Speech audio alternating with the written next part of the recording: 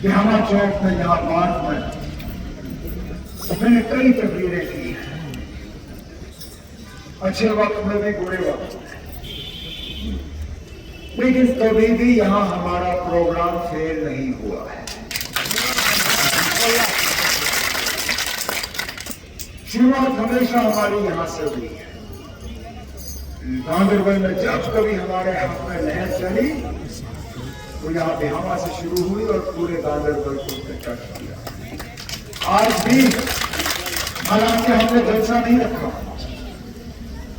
मैंने वाज़ेह हिदायत अपने ग्राम प्रेसिडेंट और बाकी साथियों को दिया था कि हम सिर्फ तंजीम के जो चीता चीता अहदेदार और साथी हैं उनसे बैठ के बात करेंगे। लेकिन अल्लाह का करना देखो, जो छोटा वर्कर की मीटिंग का सिलसिला हमने शुरू करना चाहा वो आज इसको मैं जल्द से मानूंगा।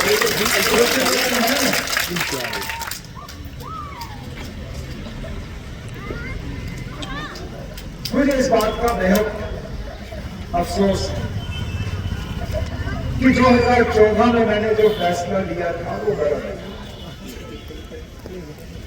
मैंने उस वक्त जबान रखने के लिए अपनी जीती हुई सीट एक शख्स के हवाले की, ये सोचते हुए कि यहाँ जो काम मैंने शुरू किए उनको मंजिल तक पहुंचा दिया जाएगा। आज वो शख्स मेरे खिलाफ अब इलेक्शन में उतरा हुआ है, कोई बात नहीं, जरूरी हक है उसका, लेकिन मेरे खिलाफ मां सिवाय ये कि मैं आउटसाइड से, मैं गांधरबल का नहीं, उसको शायद मेरे खिलाफ और कुछ कहने के लिए है नहीं। मैंने यहाँ नौजवानों को रोजगार दिलवाया, कोई एक नौजवान खड़े होकर कहे कि ना मैंने उससे पैसे लिए हो उस रोजगार के लिए। मैंने यहाँ प्रोजेक्ट दिए, चाहे वो अस्पताल हमने किया, सिविल सेक्रेटेरिएट मुकम्मल किया, नए एडमिनिस्ट्रेटिव यूनिट दिए, सेंट्रल यूनिवर्सिटी का प्रोजेक्ट बना, पावर हाउस का डीपीआर बना। कोई एक शख्स खड़े होकर कहे ना भांजना उमर अब्दुल्ला ने इन प्रोजेक्टों में मुझसे पैसे दिए। अब हाँ ठीक है, आप मेरे खिलाफ ये इल्जाम लगाते हो कि मैं गांधरबल से ताल्लुक नहीं रखता। गांधरबल के लिए मुझे कितनी हमदर्दी है वो आप मेरे काम से तय कर सकते हो। चलिए मुकाबला, चलिए ना मुकाबला करते हैं। मैं एमएलए रहा हूं, आप एमएलए रहे हो, आप कहते हो मैं यहाँ का नहीं हूं, आप यहाँ के हो। चलिए ना इन चैनलों के जरिए आप उनको बुला के अपने काम बताइए जो प्रेजेंट एमएलए आपने यहाँ गांधरबल के लिए किए। ठीक, और फिर आप जब काम गिनोगे अपने, फिर मैं इन चैनलों के जरिए अपने काम वहां पे आपके सामने गिनने का काम करूंगा, जो मैंने अभी गिने और उससे ज्यादा, चाहे वो रिसीविंग स्टेशन हो, चाहे डीजी भर्ती हो, चाहे जितनी भी चीजें हो। लगाओ शर्त, अगर मेरे काम आपके कामों से कम पड़े, 9 तारीख तक हमारे पास है अपने नामजदगी के कागज जो है वापस लेने के। अगर आपने मुझसे ज्यादा यहाँ काम किए हो मैं अपने कागज वापस ले लूंगा, लेकिन अगर मैंने आपसे ज्यादा काम किए हैं तो फिर आपको मैदान में रहने का कोई हक नहीं, क्योंकि आखिरकार एमएलए बनता है लोगों की खिदमत करने के लिए, लोगों के मुतालबे हल करने के लिए, लोगों के मुश्किलात कम करने के लिए। यहाँ मुतालबों की कमी नहीं है। मैं एक तरफ रखता हूँ वो बड़ी सियासी बातें जो हमने अपनी मंशूर में की, चाहे वो 370 को लेके हो, चाहे वो रियासत के दर्जे को लेके हो, उनको मैं एक तरफ रखता हूँ। आपके रोजमर्रा के मसले, चाहे वो बिजली को लेके, पानी को लेके, रोजगार को लेके, सेहत को लेके, तालीम को लेके, window pension, old age pension, social welfare की स्कीमें, राशन को लेके, खुदा ना मुझे बताइए ना आजाद उम्मीदवार आपके लिए क्या कर सकेगा। हमने अपने मंशूर मंशूर में बेरोजगार नौजवानों के रोजगार के लिए एक प्रोग्राम जो है उसमें दर्ज किया। आप आजाद उम्मीदवार के तौर पे क्या करोगे इनके लिए? यहाँ जो बिजली का दबाव लोगों को बना हुआ है, अरे हमारे दौर में 300 साढ़े 300 रुपए से ज्यादा महीने का बिजली का बिल नहीं था। आज दूर देहात इलाकों में भी कम से कम 1650 रुपए का बिजली का बिल आता है। मैं कहता हूं कम से कम 1650, कुछ को 2000 से ज्यादा देना पड़ता है। आमदनी आपकी 1500 होगी, लेकिन बिजली का बिल 1650 से कम नहीं होगा। आप क्या करोगे? आजाद उम्मीदवार जाके आप क्या इनका बिजली का बिल कम करोगे? नेशनल कॉन्फ्रेंस ने वादा किया है, हमारी हुकूमत आएगी हम 200 यूनिट मुफ्त यहाँ महंगाई ने घरों को तहस नहस किया है। गैस का चूल्हा आपके पास है, सिलेंडर लेने की ताकत नहीं है। नेशनल कॉन्फ्रेंस ने अपने मंशूर में ये वादा किया है अपनी माओ बहनों के साथ कि हमारी हुकूमत आएगी हम 12 मुफ्त गैस के सिलेंडर जो है डिस्काउंट देंगे साल में। आप क्या करोगे?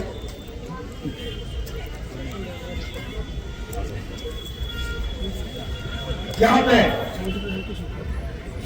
आज दरिया हमारी है, आप इसमें से रेत निकाला करते थे, वो रेत का ट्रक आपको 3000 रुपए से ज्यादा नहीं पड़ता।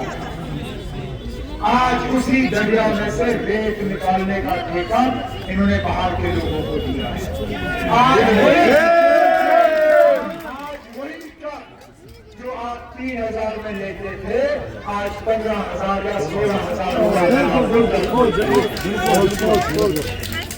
मुझे बताओ ना, आजाद उम्मीदवार आपकी खर्चा कैसे कम कराओगे? हम हैं नेशनल कॉन्फ्रेंस वाले जिन्होंने अपने मंशूर में वादा किया है लोगों के साथ कि ये दरिया हमारी है, ये पहाड़ हमारे हैं, इनमें से अगर हमें पत्थर निकालना होगा, रेत निकालना होगा, हमारे लोग निकालेंगे, बाहर से लोग नहीं आएंगे।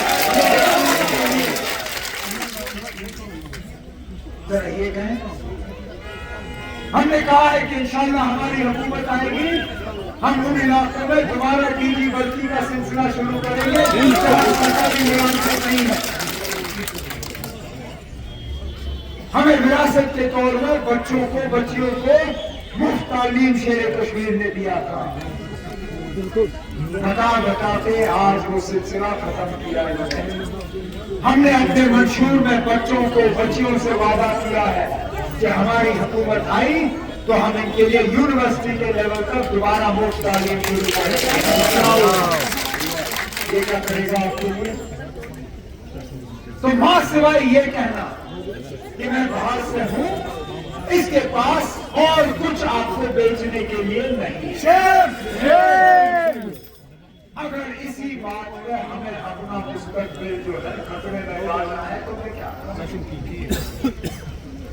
क्योंकि कुछ तो है नेशनल कॉन्फ्रेंस में कि हर तरफ से ताकतें हमारे पीछे लगी हुई हैं।